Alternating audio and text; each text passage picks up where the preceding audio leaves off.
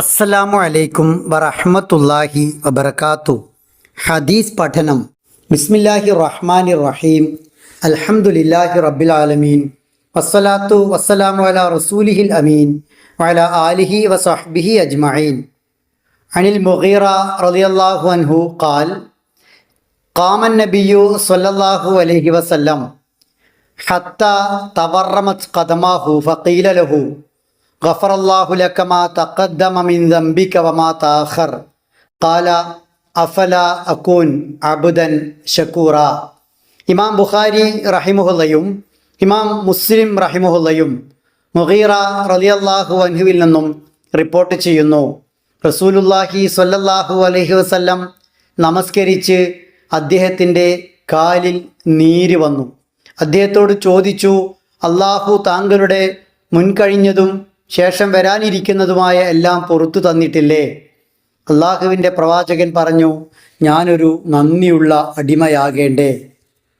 റസൂൽ സല്ലല്ലാഹു അലൈഹി വസല്ലമ അള്ളാഹുവിൻ്റെ തൃപ്തി ലഭിക്കാൻ വേണ്ടി അങ്ങേയറ്റം അത്യുത്സാഹത്തോടെ ആരാധനകളിൽ നിരതനാകുമായിരുന്നു. ഏറെ നേരം നിന്ന് നമസ്കരിച്ച് സുദീർഘമായ നമസ്കാരം കാരണം അദ്ദേഹത്തിൻ്റെ കാലിൽ നീര് വരികയും അത് കണ്ട സ്വഹാബിവര്യന്മാർ, അത് കണ്ട അദ്ദേഹത്തിൻ്റെ കുടുംബക്കാർ അദ്ദേഹത്തോട് അങ്ങെന്തിന് ഇത്രയേറെ പ്രയാസപ്പെട്ട് ഇബാദത്ത് ചെയ്യണം, അങ്ങ് പാപരഹിതനല്ലേ എന്ന് പറയുകയും ചെയ്തപ്പോൾ അള്ളാഹുവിൻ്റെ പ്രവാചകൻ റസൂൽ കരീം സല്ലല്ലാഹു അലൈഹി വസല്ലം പറഞ്ഞ മറുപടി, ഞാനൊരു ഷക്കൂറായ അബ്ദാകേണ്ടേ, അള്ളാഹുവോട് ഏറെ നന്ദി കാണിക്കുന്ന അടിമയാകേണ്ടേ എന്നാണ്. ഏതൊരു വിശ്വാസിയെ സംബന്ധിച്ചിടത്തോളവും അവനെ മുന്നോട്ട് നയിക്കേണ്ട വളരെ ഉയർന്ന ബോധമാണ് അള്ളാഹുവോട് നന്ദി കാണിക്കുക എന്നത്. എൻ്റെ ജീവിതത്തിൽ പടച്ചവനോട് നന്ദി കാണിക്കണമെന്ന നിരന്തരമായ ചിന്തയിലൂടെയാകണം ഓരോ വിശ്വാസിയും മുന്നോട്ട് പോകേണ്ടത്.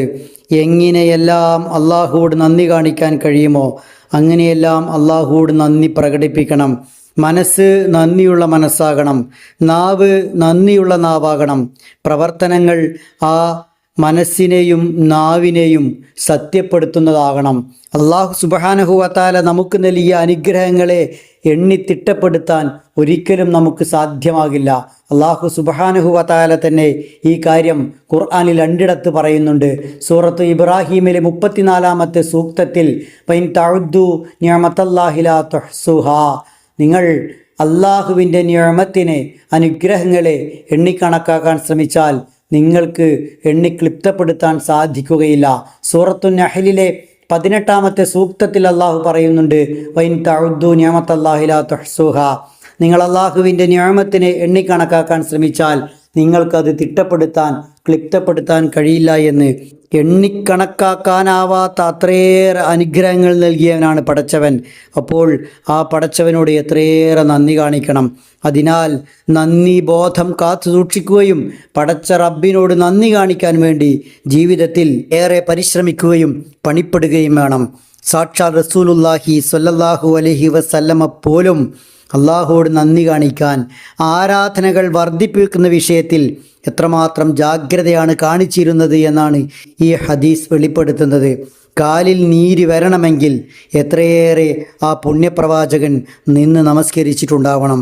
അത്രയേറെ നിന്ന് നമസ്കരിച്ചിട്ടും ഞാനൊരു നന്ദിയുള്ള അടിമയാകേണ്ട എന്ന ചിന്ത അള്ളാഹുവിൻ്റെ പ്രവാചകന് വീണ്ടും വീണ്ടും ഉണ്ടായിരുന്നു. ഓരോ വിശ്വാസിക്കും ഉണ്ടാവേണ്ട ഉദാത്ത ബോധമാണത്.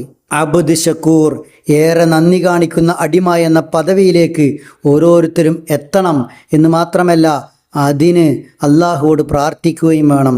അള്ളാഹു സുബ്ഹാനഹു വ തആലയുടെ പ്രവാചകൻ റസൂൽ കരീം സല്ലല്ലാഹു അലൈഹി വസല്ലം ഓരോ നമസ്കാര ശേഷവും നിരന്തരമായി പ്രാർത്ഥിച്ചിരുന്ന പ്രാർത്ഥനകളിൽ ഒന്ന് അല്ലാഹുമ്മ അഇന്നി അലാ ദിക്രിക വശുക്രിക വഹുസ്നി ഇബാദത്തിക എന്നായിരുന്നു. അള്ളാഹുവേ, നിന്നോട് ദിക്റുള്ളവനായി, ശുക്റുള്ളവനായി, ഇബാദത്ത് നന്നാക്കുന്നവനായി മാറ്റണമേ, അതിനെന്നെ സഹായിക്കണമേ എന്ന്. അതിൽ രണ്ടാമത് പ്രവാചകൻ റസൂൽ കരീം സല്ലല്ലാഹു അലൈഹി വസല്ലം എണ്ണിയത് ശുക്റിനെയാണ്. അള്ളാഹുവോട് ശുക്ർ കാണിക്കാൻ സഹായം തേടി, ശുക്റുള്ളവനാകാൻ പടച്ചവനോട് സഹായം തേടിയുള്ള പ്രാർത്ഥന. അള്ളാഹുവോടേറെ നന്ദി കാണിക്കുക, നന്ദി കാണിക്കുന്നവനായി, നന്ദി കാണിക്കുന്നവളായി, നന്ദി കാണിക്കുന്നവരായി മാറാൻ വേണ്ടി അള്ളാഹുവോട് നിരന്തരം പ്രാർത്ഥിക്കുക.